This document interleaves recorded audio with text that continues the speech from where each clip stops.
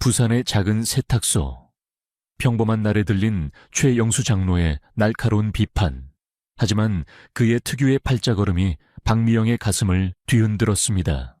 12년 전 아들 준혁을 잃은 그 비 오는 날에 진실이 드러나려 합니다. 여러분은 어디서 이 이야기를 보고 계신가요? 댓글로 알려주시고 채널 구독과 좋아요로 응원해 주세요. 감사합니다. 이제 숨막히는 이야기가 시작됩니다. 이런 실력으로 어떻게 세탁소를 운영하시는 거예요?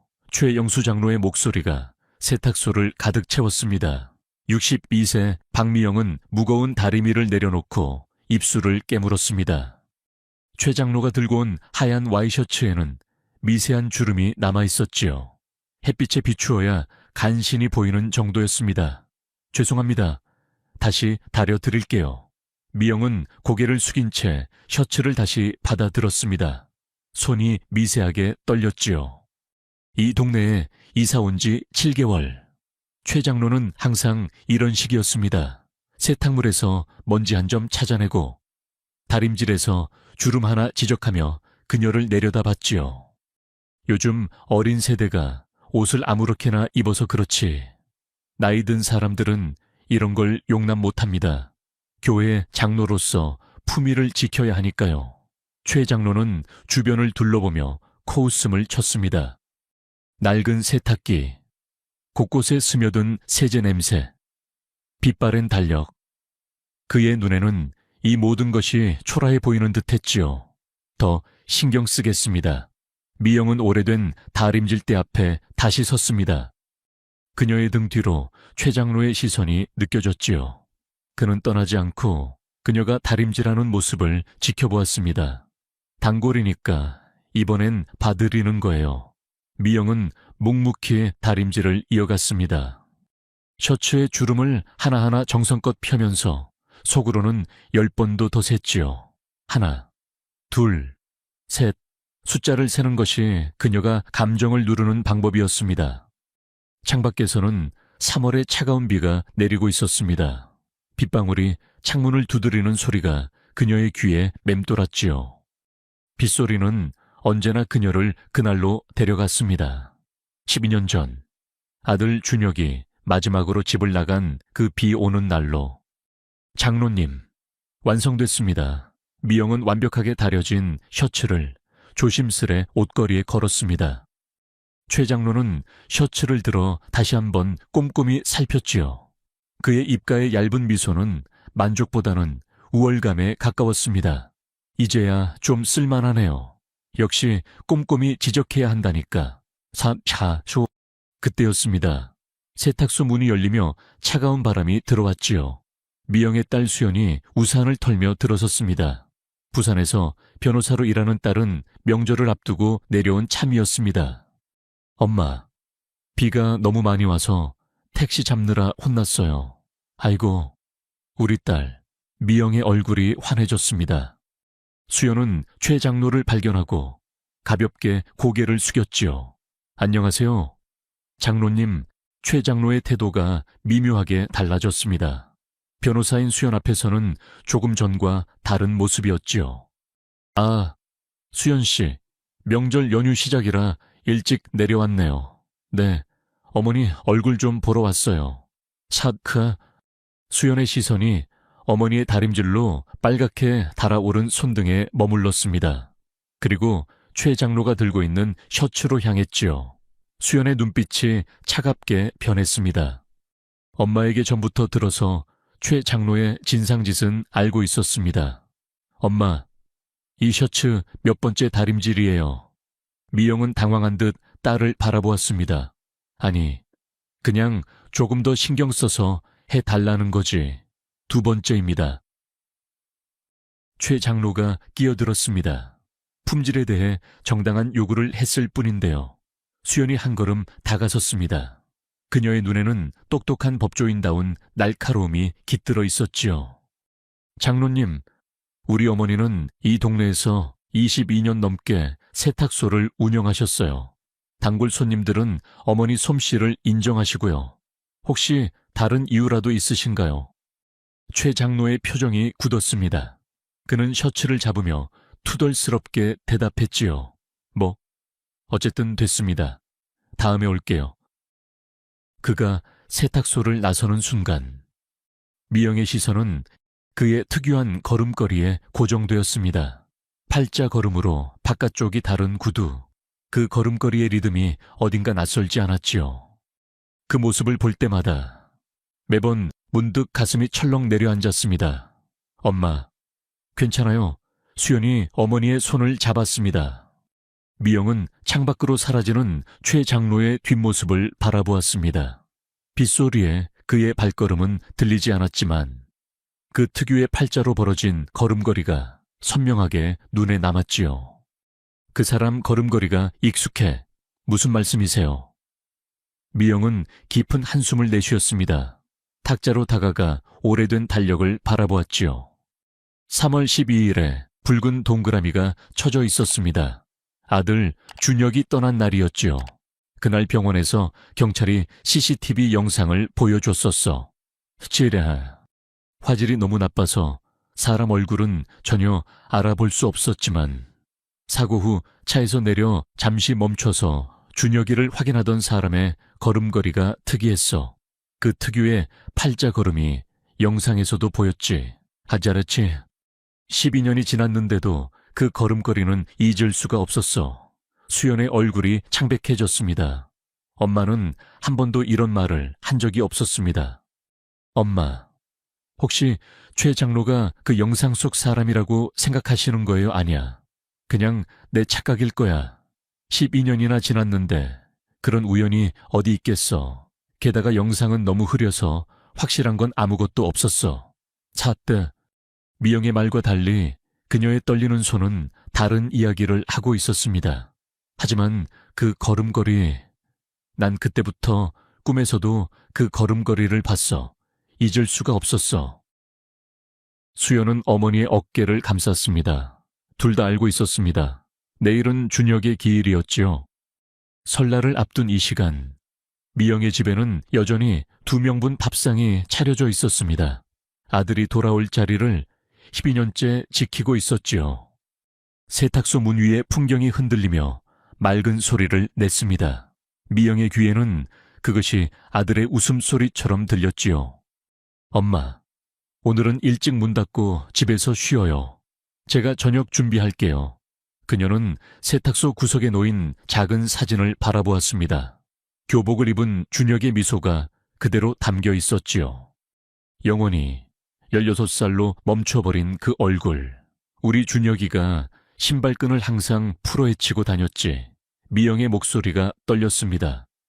기억 속에서 아들의 신발이 선명하게 떠올랐지요.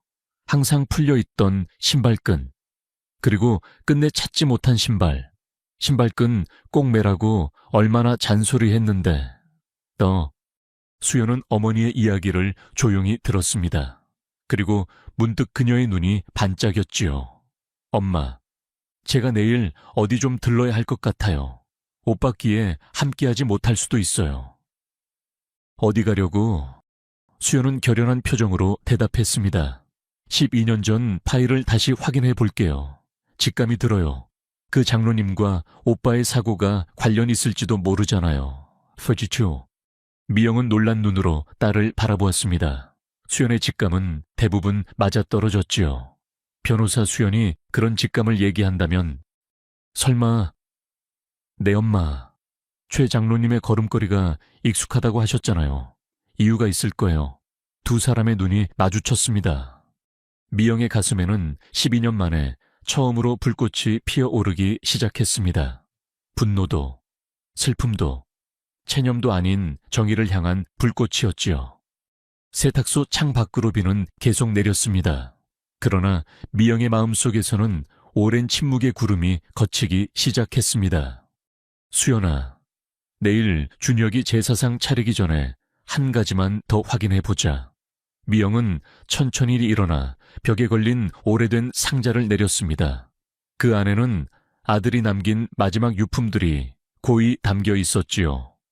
노란 우비, 찢어진 교과서, 그리고 신발 한 짝.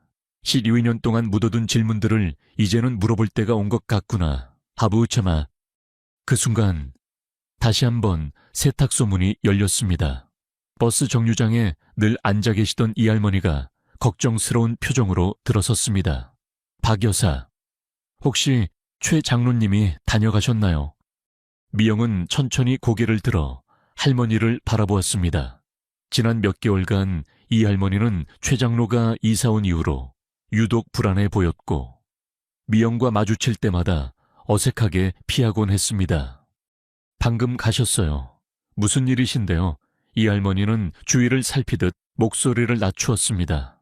그 사람, 조심하는 게 좋겠어요. 그 사람 뭔가 수상해요. 무슨 말씀이신지 이 할머니가 더 가까이 다가와 속삭였습니다. 내가 저번 주에 우연히 들었어요. 최 장로가 전화로 누군가에게 박미영 씨 아들 이야기는 절대 꺼내지 말라고 하더라고요. 왜 그런 말을 했을까 싶어서 말이야. 미영의 심장이 빠르게 뛰기 시작했습니다. 수연도 놀란 표정으로 할머니를 쳐다보았습니다. 정말이세요? 그 사람이 왜 우리 오빠 이야기를 했단 말이죠?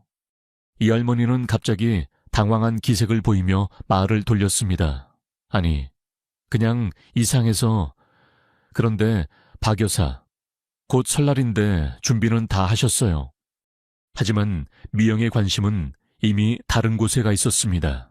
이 할머니가 오래전부터 보여온 이상한 행동들, 최 장로가 이사 온 후 더 심해진 그녀의 불안한 기색, 그리고 얼마 전 버스 정류장에서 최 장로와 이 할머니가 팽팽하게 다투는 장면을 목격했던 일까지 모든 조각이 맞춰지기 시작했습니다.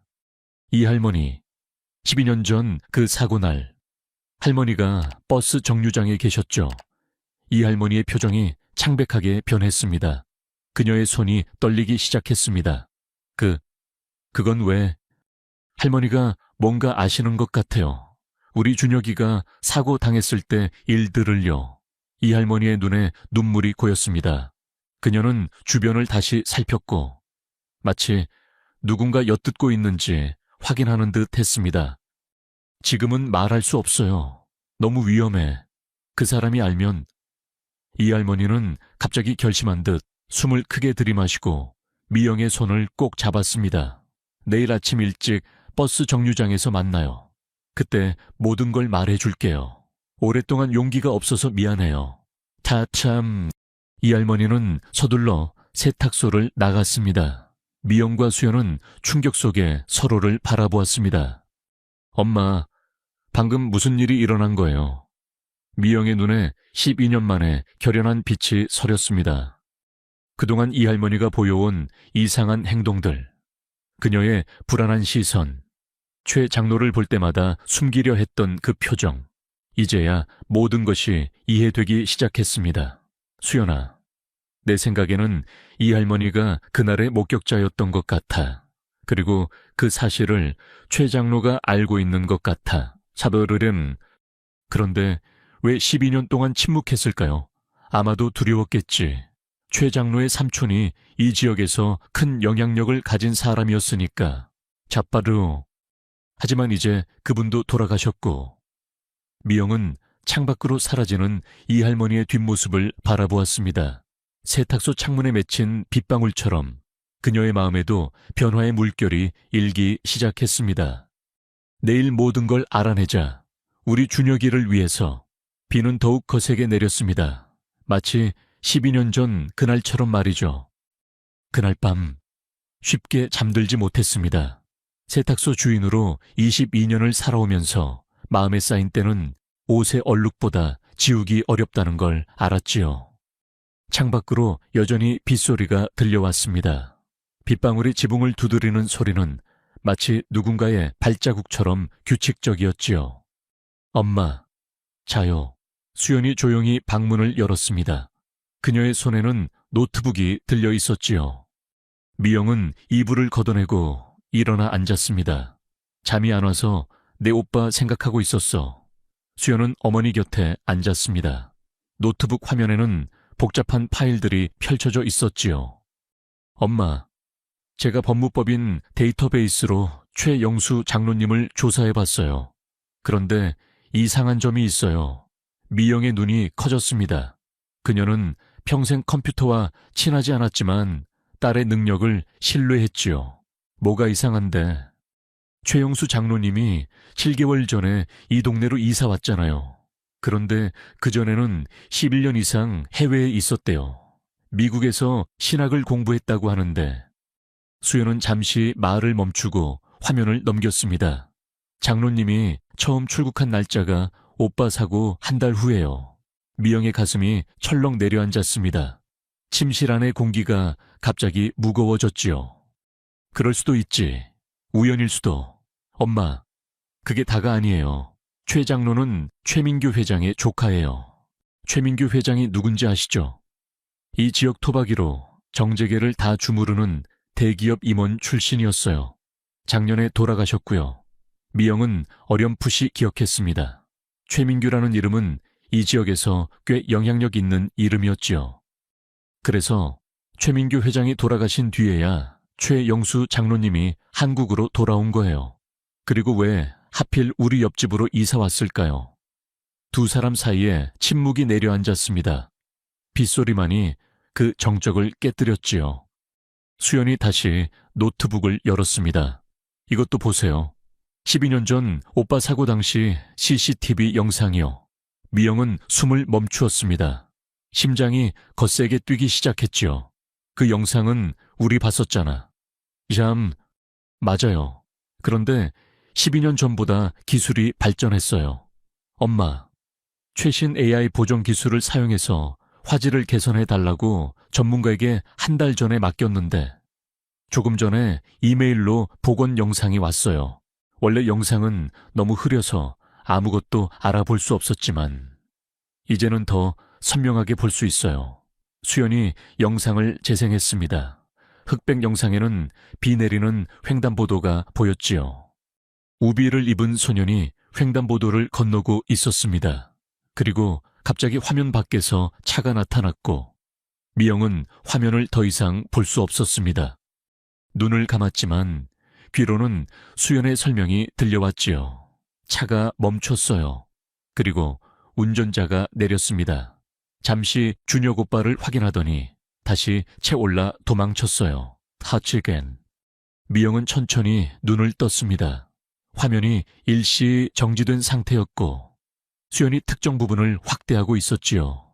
여기 보세요. 엄마, 운전자의 걸음걸이. 확대된 영상에서 차에서 내린 남자의 실루엣이 보였습니다. 그는 뚜렷한 팔자 걸음이었지요. 최 장로님의 걸음걸이와 정말로 비슷해요. 샷들이 미영의 손이 떨리기 시작했습니다. 12년 동안 꿈에서도 수없이 본 그 걸음걸이. 이제 그것이 누구의 것인지 알게 된 순간이었지요. 설마 그 사람이... 수연은 조용히 고개를 끄덕였습니다. 99% 확신해요. 엄마, 그가 오빠를 친 뺑소니 운전자예요. 미영의 머릿속에서 기억의 조각들이 맞춰지기 시작했습니다. 처음 만났을 때 느꼈던 이상한 익숙함, 그 특유의 걸음걸이, 그리고 그가 항상 그녀를 모욕하려 했던 이유까지 말이죠. 죄책감 때문에 그랬을까? 아니면 두려운 무슨 생각이면 우리 옆집으로 이사를 온다니. 수연은 노트북을 닫았습니다. 엄마, 내일 아침에 이 할머니를 만나기로 했잖아요. 그분이 목격자라면 더 확실한 증거가 될 거예요. 미영은 반응하지 않았습니다. 그녀의 시선은 벽에 걸린 준혁의 사진에 고정되어 있었지요. 12년 전 그날, 그녀는 아들에게 잔소리했습니다. 신발끈 꼭 매고 다니라고 몇 번 말했니? 그것이 아들에게 한 마지막 말이었지요. 그래, 내일 이 할머니를 만나자. 하지만 조심해야 해. 최 장로가 이 할머니를 감시하고 있을지도 몰라. 수연이 놀란 눈으로 쳐다보았습니다. 엄마가 맞아요. 이 할머니가 너무 불안해 보였어요. 위협당하고 있는 것 같았어요. 미영은 천천히 일어나 오래된 서랍장으로 다가갔습니다. 맨 아래 서랍을 열자 작은 나무 상자가 나왔지요.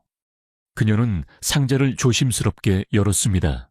안에는 색이 바랜 노란 우비와 함께 신발 한 짝이 있었습니다.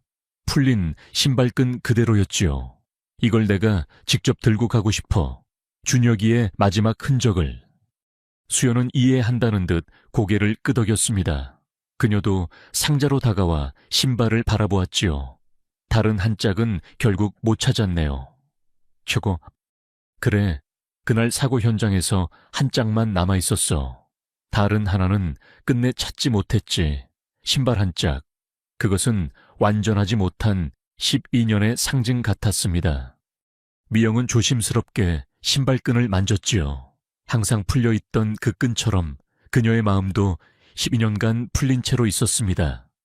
내일 이 할머니를 만나서 모든 진실을 알아내자. 새벽 5시 30분, 미영과 수연은 약속된 버스 정류장에 도착했습니다. 비는 그쳤지만 바람이 차갑게 불었지요. 주변에는 아무도 없었습니다. 너무 일찍 온 걸까 수연이 주변을 둘러보았습니다. 미영은 벤치에 앉아 준혁의 신발을 꼭 쥐고 있었지요.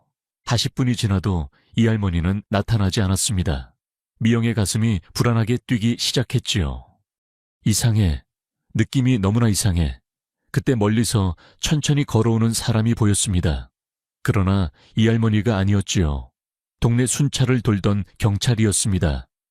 혹시 박미영 씨이신가요? 미영은 놀라서 일어섰습니다. 네, 그런데요. 이영순 할머니 댁에서 연락이 왔습니다. 할머니께서 갑자기 쓰러지셔서 병원으로 이송 중이세요. 여기 계실 거라고 박미영 씨를 찾아달라고 하셨습니다. 미영과 수연은 충격에 빠졌습니다. 이 할머니가 쓰러졌다니. 바로 어제 그녀와 이야기를 나눈 후에 어느 병원으로 가셨나요? 해동종합병원입니다. 찾았다. 할머니께서 중요한 말씀이 있다며 박미영 씨를 꼭 만나야 한다고 하셨답니다. 미영과 수연은 서둘러 택시를 타고 병원으로 향했습니다. 차 안에서 미영은 불안하게 준혁의 신발을 쥐었지요. 엄마, 너무 이상해요. 이 할머니가 갑자기 쓰러지다니. 그 사람이 뭔가 했을지도 몰라. 할머니가 비밀을 말하려는 걸 알고. 병원에 도착하자 이 할머니는 중환자실에 있었습니다. 의사의 설명으로는 심장마비 증세였지만 상태는 안정적이라고 했지요. 면회는 한 명씩만 가능합니다. 그것도 아주 짧게요. 미영은 준혁의 신발을 수연에게 맡기고 조심스럽게 중환자실로 들어갔습니다. 이 할머니는 산소 마스크를 끼고 누워 있었지요. 그녀의 눈은 감겨 있었지만 미영이 다가가자 천천히 떠졌습니다. 박 여사. 이 할머니의 목소리는 거의 들리지 않았습니다. 미영은 가까이 다가가 그녀의 손을 잡았지요. 할머니, 제가 왔어요. 괜찮으세요? 이 할머니는 산소 마스크를 잠시 내리려 했지만 미영이 말렸습니다. 말씀하지 마세요. 나중에 건강해지면. 이 할머니는 고개를 흔들었습니다. 그리고 힘겹게 속삭였지요. 시간이 없어요. 들으세요. 미영은 고개를 숙여 귀를 이 할머니의 입가에 가까이 댔습니다. 그날 비가 많이 왔어요. 저는 버스 정류장에 있었고 다 봤어요. 검은색 차가 노란 우비를 입은 아이를. 그리고 운전자가 나와서 확인했어요. 미영의 심장이 빠르게 뛰었습니다. 누구였나요? 최영수 맞나요? 이 할머니는 고개를 끄덕였습니다. 그녀의 눈에 눈물이 고였지요. 네, 그 사람이에요. 최민규 회장의 조카 최영수. 곁들연. 당시에는 최민규 회장이 너무 두려웠어요. 그 집안에서 운영하는 빌딩에 제 가게가 있었고 몇 달치 월세도 못 내고 쫓겨날 지경이라 그때 상황이 너무 안 좋았어. 그래서 말하지 못했어요. 이 할머니의 목소리가 점점 약해졌습니다. 용서해 주세요. 12년 동안 말하지 못해서. 하지만 그 사람이 돌아왔을 때 저는 알았어요. 뭔가 나쁜 일이 일어날 거라고. 할머니, 무슨 일이 있었어요? 왜 갑자기 쓰러지신 거예요? 이 할머니의 눈이 두려움으로 커졌습니다. 어젯밤 최영수가 찾아왔어요. 옛날 일은 묻어두라고.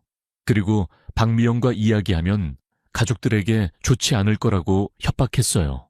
미영은 충격에 빠졌습니다. 최영수가 이미 이 할머니를 찾아갔다니. 그래서 오늘 아침에 너무 스트레스 받고 무서워서 가슴이 아프기 시작했어요. 하치를 죽기 전에 꼭 이 말을 전해야 한다고 생각하고 정신을 꽉 잡았어요. 그 전화할 수 있었어요. 이 할머니의 손이 미영의 손을 꽉 쥐었습니다. 이제 제가 법정에서 증언할게요. 저는 두렵지 않아요. 민규는 죽었고 저도 얼마 남지 않았어요. 미영의 눈에 눈물이 고였습니다. 할머니, 감사해요.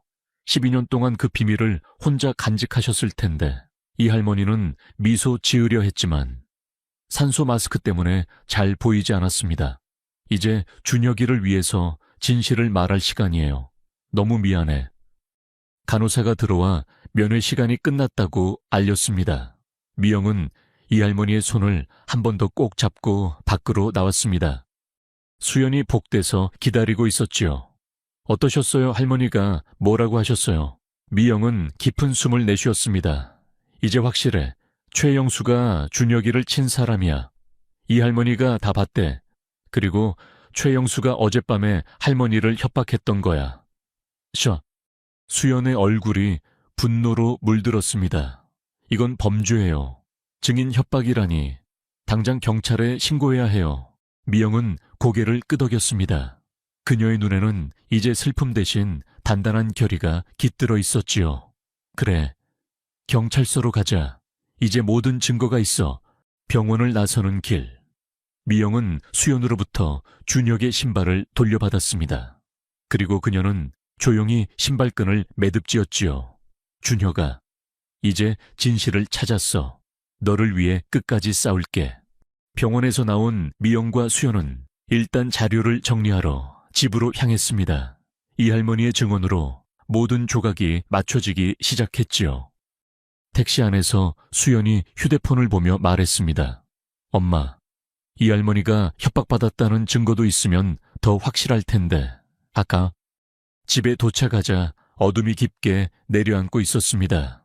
미영은 준혁의 신발을 조심스럽게 현관 신발장 위에 올려놓았습니다. 수연은 노트북을 열어 이 할머니의 증언을 정리하기 시작했지요. 엄마, 내일 아침 일찍 경찰서에 가서 이 모든 증거를 제출해요.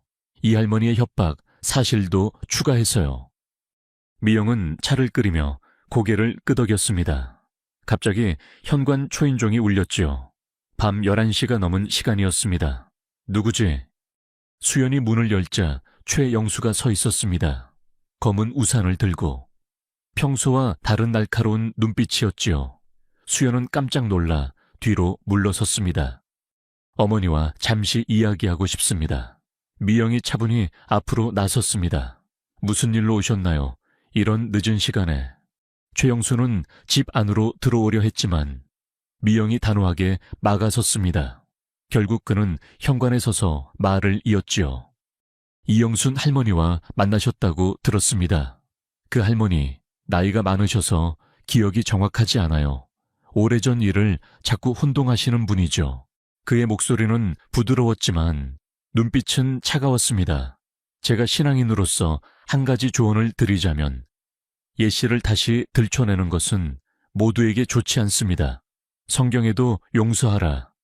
그러면 너희도 용서받으리라고 했지요. 미영은 그의 얼굴을 똑바로 바라보았습니다. 12년 동안 찾아 헤맨 그 사람, 아들을 치고 도망간 그 사람이 지금 성경을 인용하며 용서를 말하고 있었지요. 장로님, 하나님은 진실을 아실 겁니다. 미영의 목소리는 떨렸지만 단호했습니다. 제 아들이 죽어가는 순간에도 그 자리를 떠난 사람이 하나님의 이름으로 용서를 말하다니. 최영수의 표정이 굳어졌습니다. 박 여사님, 오해가 있으신 것 같은데 저는 단지 김할머니에게도 같은 말씀을 하셨나요? 옛날 일은 묻어두라고요. 그리고 가족들에게 좋지 않을 거라고 협박하셨죠. 최영수의 얼굴이 창백해졌습니다. 그는 주변을 살폈지요. 그건 할머니가 오해하신 겁니다. 제가 그런 의도로 말한 게 아니라. 이때 수연이 휴대폰을 들고 앞으로 나섰습니다. 지금 이 대화는 모두 녹음되고 있어요. 장로님, 증인 협박도 범죄입니다. 최영수는 한 걸음 물러섰습니다. 그의 눈에 분노가 번쩍였지요. 이봐, 젊은 양반. 좋은 변호사가 뭔지 아십니까? 이 지역에서는 저희 가문의 영향력을 무시할 수 없을 텐데요. 미영이 한 걸음 앞으로 나섰습니다. 그녀의 눈에서 눈물이 흘렀지만 목소리는 단단했지요. 제 아들의 이름은 박준혁입니다. 당신의 위선을 하나님께서는 아실 거예요. 최영수는 주먹을 꽉 쥐었다가 풀었습니다. 그리고 낮은 목소리로 말했지요. 마지막으로 충고하겠습니다. 이 일은 여기서 끝내세요. 그럼 모두에게 좋을 겁니다. 그는 돌아서서 빗속으로 사라졌습니다. 그의 팔자걸음이 빗속에서 희미하게 보였지요. 문을 닫고 난 후 미영은 벽에 기대어 주저앉았습니다. 수연이 어머니를 부축했지요. 엄마, 괜찮아요. 정말 그 사람이 우리 준혁이를. 수연은 어머니를 꼭 안았습니다. 이제 증거가 더 확실해졌어요. 이 녹음본도 있고요. 그날 밤 미영은 준혁의 방에 들어가 앉았습니다. 12년 동안 손대지 않은 그대로의 방이었지요. 책상 위에는 준혁이 마지막으로 풀던 수학 문제집이, 침대 옆에는 읽다만 만화책이 있었습니다. 준혁아, 엄마가 드디어 찾았어. 그 사람을. 그런데 왜 이렇게 가슴이 아픈지 모르겠구나. 미영은 준혁의 베개를 안고 조용히 눈물을 흘렸습니다. 창문 밖으로 빗소리가 들려왔지요. 다음 날 아침, 수연의 친구인 지연이 찾아왔습니다. 지역 신문사에서 일하는 기자였지요. 이모님, 수연이한테 모든 이야기 들었어요. 이건 단순한 뺑소니 사건이 아니에요. 권력과 위선이 결합된 사회적 문제예요. 이 이야기를 기사화하고 싶습니다. 미영은 망설였습니다. 12년 동안 아들의 죽음을 조용히 견뎌왔는데 갑자기 세상에 드러내는 것이 두려웠지요. 괜찮을까? 수연이 어머니의 손을 잡았습니다. 엄마, 이제는 세상이 달라졌어요. 최민규 회장 가문보다 강해요. 진실은 반드시 이깁니다. 지연이 고개를 끄덕였습니다. 이모님, 우리 세대는 불의에 맞서 목소리를 내야 해요. 제가 책임지고 이 기사를 쓰겠습니다. 미영은 깊은 숨을 내쉬었습니다. 그리고 천천히 고개를 끄덕였지요. 그래, 이제는 침묵할 때가 아니구나. 우리 준혁이를 위해서. 그날 오후 미영과 수연은 이 할머니를 병문안 갔습니다. 할머니는 건강이 많이 호전되어 있었지요. 박 여사, 어젯밤에 최영수가 찾아왔다면서요. 정말 무서웠겠어요. 미영은 이 할머니의 손을 잡았습니다. 할머니, 우리 함께 용기를 내요. 지난밤에 저도 깨달았어요. 우리 세대는 권력에 너무 오래 참고 견뎌왔어요. 하지만 이제는 침묵하지 않을 거예요. 다층 이 할머니의 눈에 눈물이 고였습니다. 그래요. 나도 그동안 너무 두려웠어요. 최민규 회장이 워낙 이 동네에서 세력이 컸으니까. 하지만 이제는 내 나이가 며칠 안 남았는데 더 이상 두려워할 게 뭐가 있겠어. 이 할머니는 주머니에서 작은 녹음기를 꺼냈습니다. 사실 최영수가 찾아왔을 때 이걸로 몰래 녹음했어요. 내가 트로트를 좋아해서 TV에서 노래 나오면 녹음하던 건데 옛날 녹음기라 음질이 좋진 않아. 그래도 약간의 쓸모는 있을 거예요. 미영과 수연은 놀라움을 감추지 못했습니다. 이 나이에도 배운 게 있죠. 요즘 TV에서 범죄 드라마를 보면 증거 확보가 중요하다고 하잖아요. 찾다. 세 사람은 웃음을 터뜨렸습니다. 웃음 속에는 눈물이, 그리고 희망이 담겨 있었지요. 이틀 후, 지역 신문 일면에 큰 제목이 실렸습니다. 12년 전 뺑소니 사건의 진실 현직 대형교회 장로의 이중생활. 기사에는 상세한 증거들과 함께 최영수의 위선적인 행동들이 낱낱이 공개되었습니다.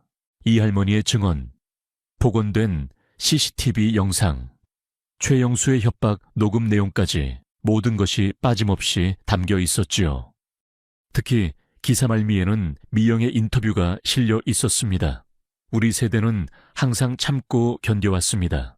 불의를 보아도 고개를 숙이고 아픔이 있어도 숨기며 살아왔지요. 하지만 제 아들 준혁이를 위해 이제는 목소리를 내려고 합니다. 더 이상 어떤 어머니도 제가 겪은 고통을 겪지 않기를 바랍니다. 기사는 SNS를 통해 급속도로 퍼졌습니다. 처음에는 지역 커뮤니티에서, 그리고 박미영과 수연은 12년 전 준혁의 죽음에 숨겨진 진실을 밝혀냈습니다. 최영수의 위선이 세상에 드러난 순간 정의는 승리할 수 있을까요? 여러분은 이 이야기에 대해 어떻게 생각하시나요? 함께해 주셔서 진심으로 감사드립니다. 좋아요, 공유, 채널 구독으로 응원해 주세요. 다음 사연에서 만나요.